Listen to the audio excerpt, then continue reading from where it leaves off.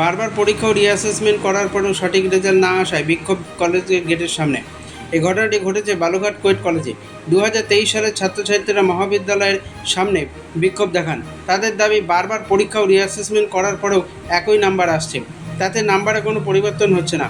তারা দাবি করেন উত্তরপত্র যথাযথভাবে মূল্যায়ন করা হয়নি, তাই তারা আজকে বাধ্য হয়ে কলেজ গেটের সামনে বিক্ষোভ দেখাচ্ছেন। তারা হুঁশিয়ারি দেন, তাদের দাবি মানা না হলে আগামী দিনে বৃহত্তর আন্দোলনে নামবে।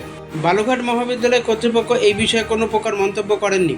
এই ঘটনাকে কেন্দ্র করে কলেজ চত্বরে ছাত্রছাত্রীদের মধ্যে অসন্তোষের সৃষ্টি হয়েছে। ছাত্রছাত্রীরা দাবি করেন অবিলম্বে স্বচ্ছভাবে মূল্যায়ন করে ফল প্রকাশ করতে হবে।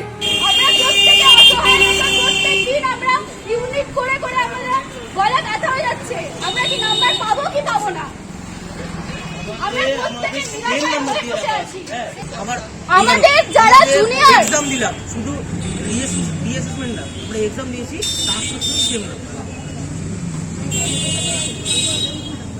আমাদেরও প্র্যাকটিক্যাল নাম্বার 25 ম্যাম, আমরা সেটাও পাই না। কলেজের হাতে নাম্বার থাকছে 25। আমরা এই আন্দোলন করছো, কোথায় করছো এবং কেন? আমরা আজকে বালুঘাট কলেজের সামনে এতগুলো স্টুডেন্ট আন্দোলন করছি কারণ আমরা এখন 4th সেমের স্টুডেন্ট। আমাদেরকে ফার্স্ট সেম থেকে আমাদের সাথে প্রতারণা করা হচ্ছে। আমরা ফার্স্ট যখন পরীক্ষা দিয়েছি 97% আমাদের ব্যাক ছিল। তারপর আমরা রিভিউ করার পরও আমাদের কারো নাম্বার বাড়ানো হয়নি, ফলে আমরা তারপর পরীক্ষা দিই আমরা 60 থেকে 70% স্টুডেন্ট, আবার আমরা সেম নাম্বার পেয়ে আমরা ব্যাক পেয়েছি। তা আমাদের কাছে এটাই আমাদের দাবি যে আমরা ইউনিভার্সিটির কাছে আমরা জানতে চাই যে আমাদের সেম নাম্বার কেন দেওয়া হচ্ছে, আমাদের প্রাপ্য নাম্বার, আমাদের হক নাম্বার কেন আমাদেরকে দেওয়া হচ্ছে না।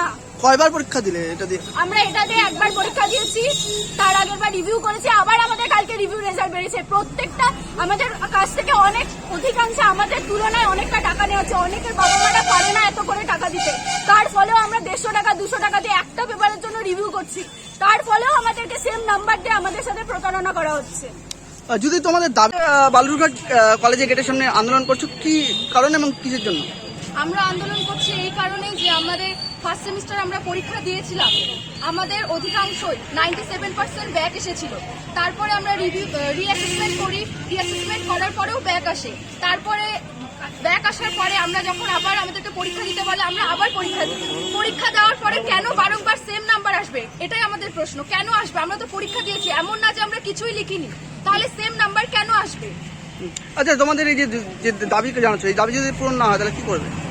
পুরো আমাদের যতদূর সম্ভব আমরা ততদূর যাব। আমাদের দাবি মানতেই হবে, এইভাবে তো চলতে পারে না। আমাদের ভবিষ্যৎটা তো দেখতে হবে। কতজনের এরকম নাম্বার এসছে মোটামুটি? 60 থেকে 70% এরকম আছে। তোমরা কোথাও অভিযোগ জানিয়েছিলে এর পরে? হ্যাঁ, আমরা প্রিন্সিপালের কাছে একটা অভিযোগ জানিয়েছি। তিনি বলেছেন যে আমাদেরকে দেখবে, আমাদেরকে এইচওডির সাথে কথা বলবেন, কিন্তু এখনো মনে হয় তিনি কিছু করেননি, কারণ আমাদের রিভিউ দিয়ে দিয়েছে, সেটাও টাকা যাচ্ছে। তো প্রথমবার কোন সালে পরীক্ষা দিয়েছিলে তোমরা? আমরা 2023-এ। 2023-এ পরীক্ষা দিয়েছিলে, তারপর থেকে এরকমই চলছে না? হ্যাঁ। তোমার নাম? আমার নাম তৃষা সরকার, বালুঘাট কলেজের 4th সেমিস্টার স্টুডেন্ট।